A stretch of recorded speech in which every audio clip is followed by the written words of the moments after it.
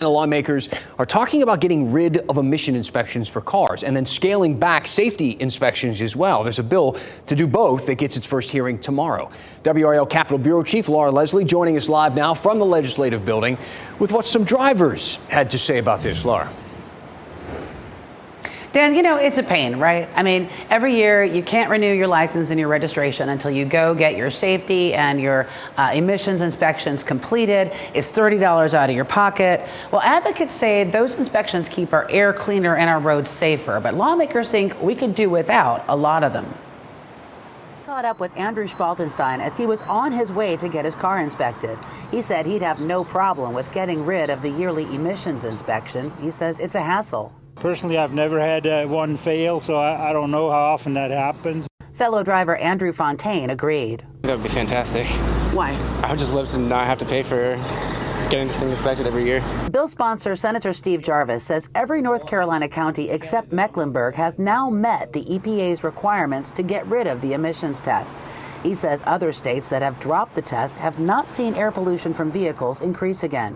Just since 2017, they changed the emissions on the vehicles, and the amount that it's went down, I don't think, and we've done all the research that says it will not. Jarvis also wants to get rid of safety inspections for cars less than 3 years old. For other cars, they'd be required every other year, not every year as it is now. I think there's 16 other states that do it every other, and their crash data, any of that, were not any better than they are. Reese Hester represents automotive repair shops around the state. They're against cutting back on safety inspections.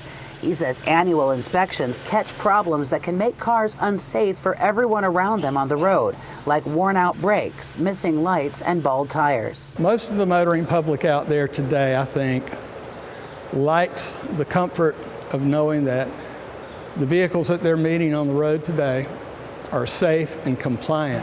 Spaltenstein sees it that way too.